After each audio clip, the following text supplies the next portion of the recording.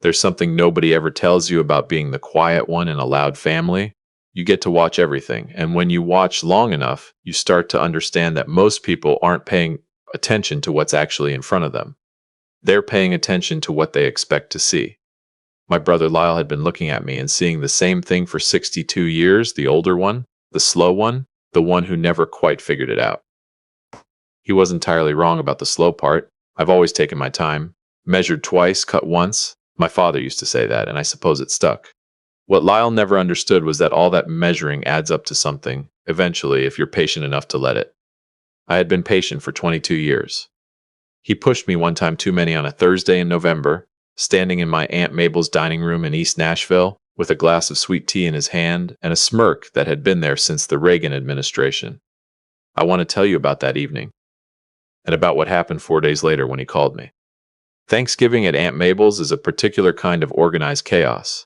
She lives in a craftsman bungalow over in the Lockland Springs neighborhood, one of those old East Nashville streets where the houses lean in toward each other like they're sharing a secret. Mabel has lived there since 1978. She raised 3 kids in that house, buried 1 husband, outlasted 2 rounds of neighborhood gentrification, and has absolutely no intention of going anywhere. She cooks for 3 days before anyone arrives. That's not an exaggeration. By the time you walk through her door on Thanksgiving afternoon, the whole block smells like cornbread dressing and sweet potato casserole and something brown and savory that's been low in the oven since Tuesday night. You can't walk into Mabel's house on Thanksgiving and feel unwelcome. The house itself won't allow it. I pulled up around 2 o'clock, drove in from Murfreesboro, about 40 minutes down I-24 on a holiday, which meant closer to an hour with traffic backed up near the Briley interchange. I had 3 bottles of good Tennessee bourbon in a bag on the passenger seat, not the shelf stuff, the kind that takes a minute to decide on. Clara had wanted to come, she always does. But Danny's travel baseball team had a showcase tournament that weekend, the kind of event with scouts and college coaches that you don't miss at 10 years old if you want to be taken seriously at 11. So she stayed in Murfreesboro with the kids. Joel offered to drive in with me. He's 17 and trying to act like family obligation matters to him, now that he's old enough to understand what it costs. I told him to stay with his mother. Mabel met me at the door before I could knock. That's her way. She always knows when a car pulls up. She grabbed my face with both hands the way she's done since I was 6 years old, and looked at me like she was checking to make sure I was still the same person she remembered. Silas, you look thin. Mabel, I weigh the same I have weighed since 2009. You look thin, she said again, like I hadn't spoken a word. She took the bourbon from me and handed it off to my cousin Chet, who was hovering in the hallway with the particular expression of a man who has been put in charge of drinks and takes the assignment seriously. The living room was already full, aunts and cousins and the usual comfortable mix of familiar strangers, people I've known my whole life and see twice a year. The television had football on. Someone had brought a fruit salad nobody was going to touch. The house was warm and too loud and smelled like everything good, and for a moment I just stood in the doorway taking it in the way I always do. And then I heard him. My brother Lyle has a laugh that carries. Not because it's always genuine, though sometimes it is, but because Lyle has always understood, on some level he couldn't fully articulate, that taking up space is a form of staking a claim. He was near the fireplace holding court the way he does at every family event. His wife Roxanne stood beside him in a burgundy sweater, smiling at the right moments, doing the quiet work of managing a man who doesn't know he needs managing.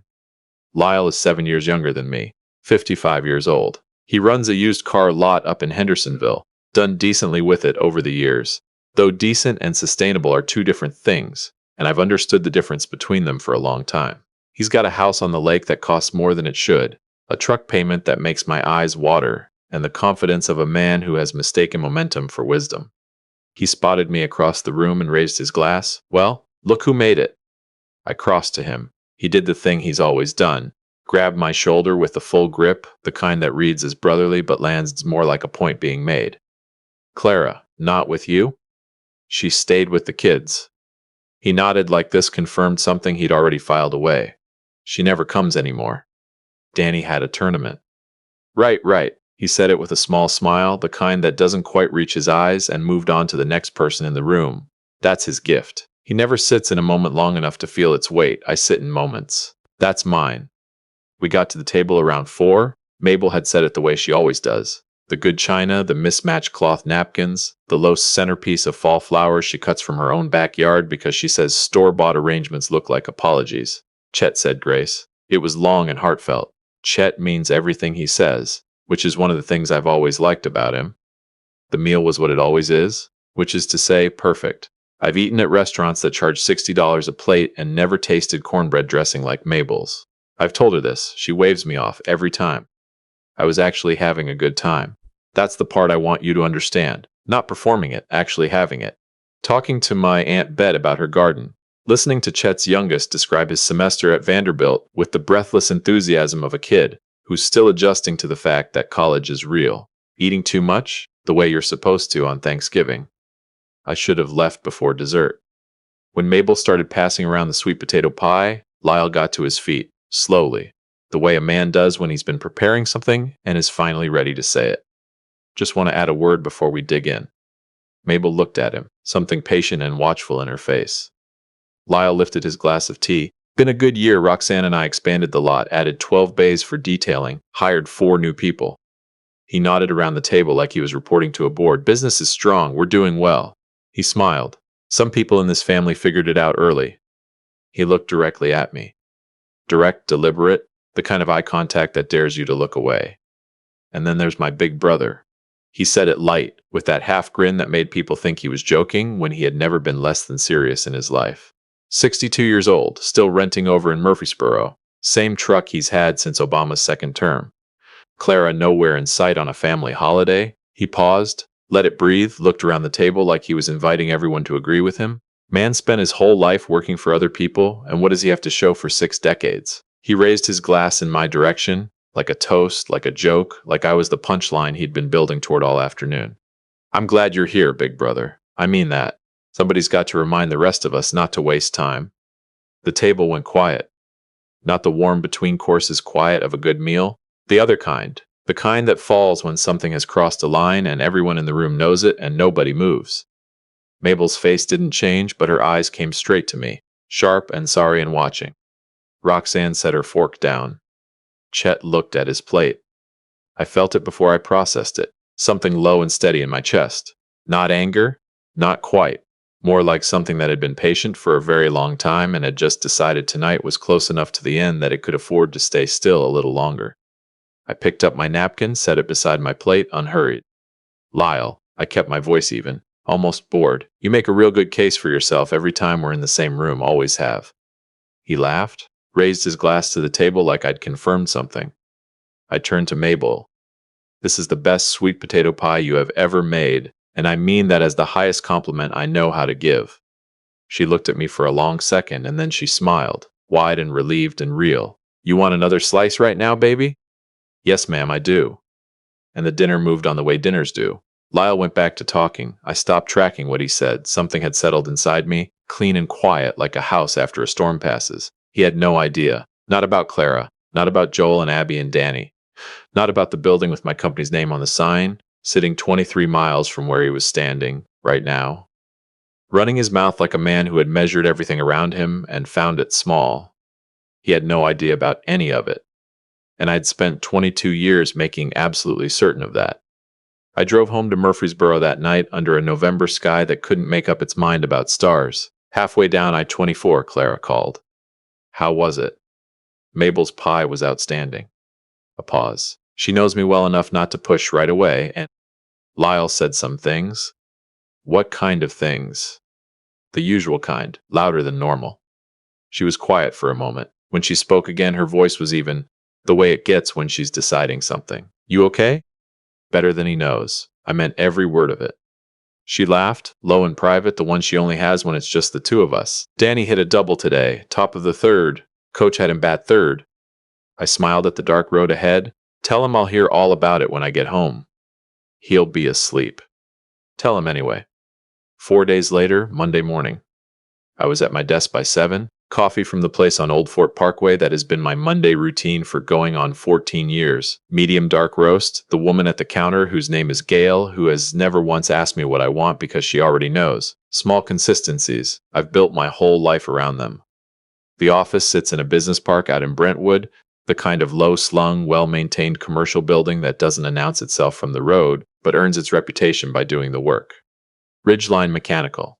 Commercial HVAC and plumbing contracting, hospitals, office buildings, school districts, light industrial, 22 years in operation, 14 full-time field technicians, service contracts across 5 counties, revenue that would give my brother a very quiet moment if he ever learned the number. I had a bid review at 8, a site visit out in Franklin at 10, and somewhere at the back of my mind, quiet as a pilot light, the memory of Lyle's face at that Thanksgiving table. I let it sit there, didn't push it away, didn't dwell on it either, just let it be what it was. My phone rang at 9:40. I looked at the screen, my brother. I set my coffee down, let it ring twice. Not because I was being dramatic, I just needed those 2 seconds to decide what version of myself was going to answer. I picked up on the third ring. Hey. His voice was different, I caught it immediately. Lyle has a voice that's always slightly larger than the room he's in, confident, practiced, takes up space. This wasn't that voice. This was the one underneath it. You got a minute? I've got a few.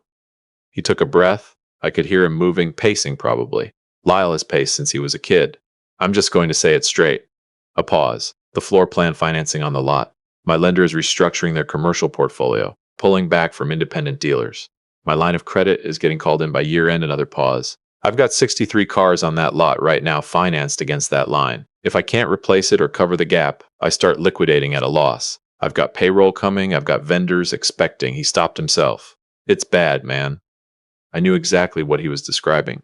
Car dealers borrow against their inventory. Every vehicle on the lot represents a loan from a floor plan lender. When that line gets called, a dealership can unravel fast. I'd watched it happen to another operator I knew back in 2019. The silence stretched between us. You still there? I'm here.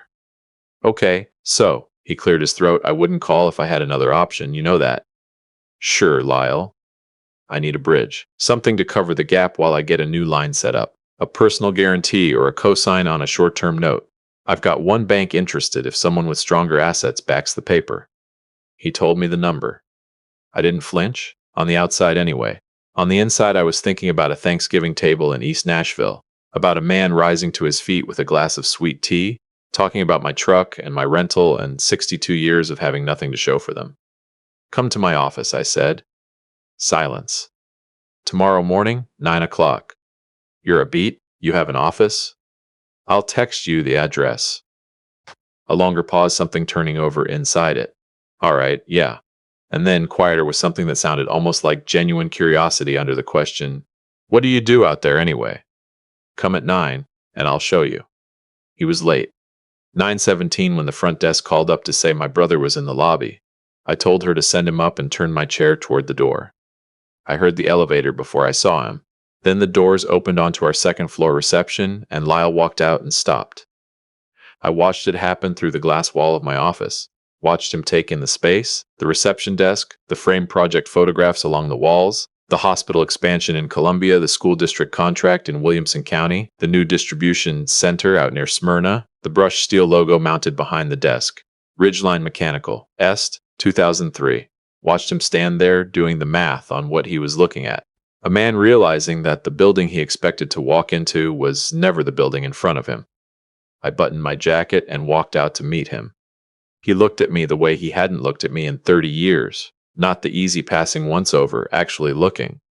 This is, he gestured at the space. How long have you? Come on back. I walked him through the open floor. He moved slowly, taking in the occupied desks, the project schedules on the whiteboard, the filing systems that ran the length of one wall. I'd built this, contract by contract, crew by crew, starting with one service van and a reputation for showing up when I said I would and staying until the job was right. I opened the conference room door and gestured him in. He walked through and stopped so fast I nearly ran into his back. Because sitting at the near end of that table, composed and unhurried, a cup of coffee in front of her and a financial folder open at her elbow, was Clara. The silence that followed was one of the most complete I've ever been inside of. Lyle didn't move. The color in his face shifted through several shades, none of them comfortable. There she was.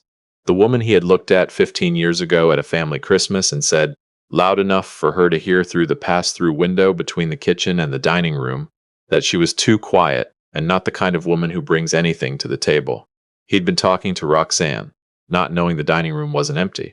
Clara had heard every word. She told me that night on the drive home, and I'd thought then, this woman is never going to forgive him, and I don't blame her for it. She'd declined every family event where Lyle would be present ever since, and I had respected that completely. Lyle never asked why. Lyle never asked much of anything about my life at all. She looked up from the folder, met his eyes, smiled with the warmth of a woman who stopped needing anything from this particular situation a very long time ago. Her voice was level, pleasant, the room temperature of a person who is completely settled in where they are. It's been a long time. He couldn't put a sentence together. Just kept starting and stopping, hands moving slightly, like the words were somewhere in the air and wouldn't land. I pulled out the chair across from Clara and sat down, nodded at the seat beside him. Sit down, Lyle. He sat slowly like a man who'd forgotten the mechanics of it. I opened the folder in front of me and slid 2 photographs across the table. He looked down. The first was our wedding photo, a Saturday in May 2001, at the little chapel in Nolensville that Clara had found in a magazine and called about the next morning, because that's who she is. She sees something she wants and she goes after it without a lot of ceremony. She was in ivory. I was in the charcoal suit she'd picked out because she said I had absolutely no business dressing myself for occasions that mattered. She wasn't wrong then. She's not wrong now. The second photo was the 3 kids. Joel at 17, already taller than me, with Clara's eyes and my stubbornness, which is an interesting combination to live with. Abby at 14, sharp and quick, already asking to sit in on quarterly reviews because she wants to understand how the numbers work from the ground up. And Danny, 10 years old, built like a small freight train and perpetually in motion. Lyle stared at those photographs for a long time. I let him stare. 22 years, he said finally. His voice had gone somewhere small. Going on 23, just a fact, no drama on it. And you never, he looked up? Not once, to anybody. Clara set her coffee cup down. We didn't feel a need to share our life with someone who had already decided what it was. She said it gently. The gentleness made it land harder than anything else could have. Lyle looked at her, something moving across his face I hadn't seen there before. Not embarrassment exactly, though that was part of it. Something deeper, the particular expression of a man realizing that the story he's been telling himself about the people around him was never the true story, not even close. Clara. He stopped, tried again that Christmas, at Mom and Dad's what I said in the kitchen. He exhaled slowly. I had no right, I was being careless, and I know that doesn't fix it, but… Lyle. Her voice was gentle, the way a doctor is gentle right before they tell you the truth. I stopped needing that fixed a long time ago. A pause. I have a full life. A good one. She glanced at me just briefly, the way she does sometimes when she's saying something she actually means. Your brother made sure of that. Lyle looked at me, something raw and unguarded in his face.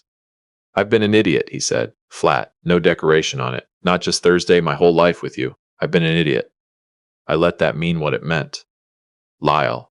I leaned forward, elbows on the table. I've never needed volume to make a point, and I'm not starting now. I want to walk you through a few things, just so we're clear on what's what going forward. He nodded. November 2008. You remember that year? His jaw tightened slightly. Yeah. You were 4 months behind on the rent for the lot. You'd overextended on inventory, and the financial crisis hit your floor plan the same way it's hitting it now. You called me on a Sunday night. I kept my voice level, like reading from a ledger, which is essentially what I was doing, from memory. I wired you $32,000 by 8 the next morning. You said you'd have it back to me by spring. He said nothing. You never mentioned it again, not an acknowledgement, not a payment, not a word. His throat moved. February 2014, you wanted to expand, buy the lot next door, add the detail bays you mentioned at Thanksgiving. The bank wanted additional collateral before they'd extend your commercial line. I put up the deed on a piece of property I owned near Smyrna as security. The property was worth considerably more than the loan. I looked at him directly. The loan officer was a client of mine, Bob Strickland over at Commerce Bank. I called in a favor I'd been holding for 3 years. I kept my eyes on his. You threw a party when that financing came through. Told people the bank had finally believed in your vision. Lyle rubbed the back of his neck. That thing he's done since he was a kid when he's run out of road but hasn't quite admitted it yet. I'm not telling you this to hurt you, I said, and I meant it completely. I'm telling you because you stood up at a Thanksgiving table in our aunt's home, in front of our entire family, and implied that my life was small. That 62 years on this earth had produced a man who wasn't worth the consideration it would take to ask a decent question. I held his eyes. I needed you to sit in this room and understand with some precision who you were actually talking to. The silence in that conference room was one of the most complete I've ever been inside. My brother, who has always had something to say, who has never once met a silence he didn't immediately want to fill, said absolutely nothing. First time I could remember. Clara quietly closed her folder, stood, smoothed her jacket. She looked at Lyle one last time, not unkindly. More like the way you look at something you finished with a long time ago and don't carry any particular feeling about anymore. Good luck with the financing, Lyle. I hope it works out. She gave my shoulder one brief touch as she passed and walked out. We both watched her go. Lyle stared at the door for a moment after it closed. Then he turned back to me, and I saw what I hadn't expected to see. His eyes were wet. Not crying, not quite, but closer than I'd ever seen him in 40 years of knowing him. Silas? His voice came out rough at the edges. I don't even know. I've been looking right at you my whole life, and I never once actually looked. He shook his head slowly. Who are you, man? Who have you been this whole time that I never bothered to find out? Same person I always was. You just decided what the answer was before you checked. He pressed his hand over his mouth, sat with it. What do I do? He asked finally. Going forward, I mean, not just the money. What do I do? I stood up, walked to the window.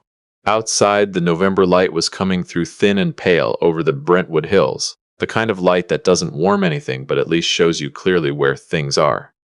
I'm going to call Bob Strickland this afternoon. He's in a position to help structure a 60-day bridge. Enough runway to get your permanent line placed with a new lender I'll also put you in touch with. That part should hold. I turned around. I'm also going to send my operations manager out to your lot for 2 days. Your back-end cash management is where the real problem lives, Lyle. Has been for a while.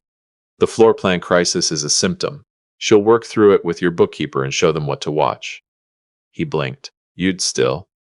You're my brother. Simple final. I told you I'd help you and I will. Same as I always have. That part doesn't change. He stood slowly. Looked around the room one more time. The framed contracts on the wall, the view through the windows, the quiet and unglamorous evidence of a life built across 2 decades without ever asking anyone to notice. You had all of this, he said. This whole time, and you just let me. He couldn't finish it. Let you what, Lyle? I looked at him steadily. Talk? Sure, I let you talk. I walked toward the door and held it open. I just never let it change anything about what I was building. That's the difference. You needed people to know. I just needed it to be real. He walked past me into the hallway, stopped, turned around, and looked at me with the look of a man recalculating 20 years in real time, running the numbers again and not recognizing the total. I'm proud of you.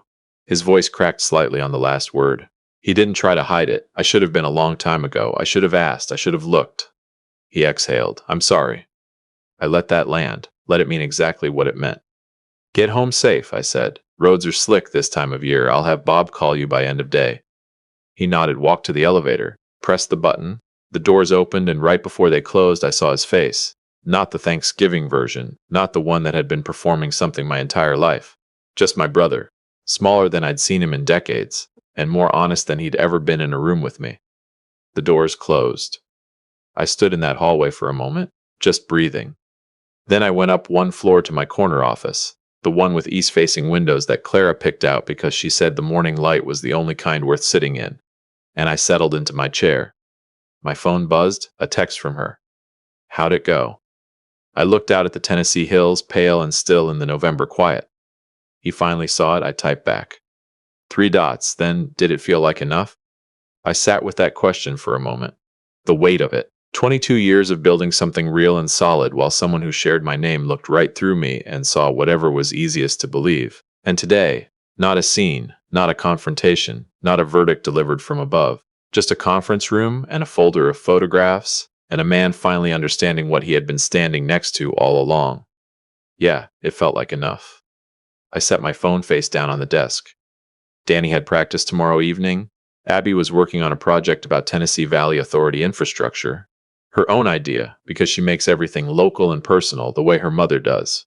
Joel had already asked twice about riding along on a job site visit during Christmas break, wanting to understand how the business works from the ground up. I'd told him yes both times. Outside the window, the November sky over Brentwood was doing what Tennessee skies do in late fall, holding its color just a little longer than you expect before it lets the dark in. Still and clean and unhurried.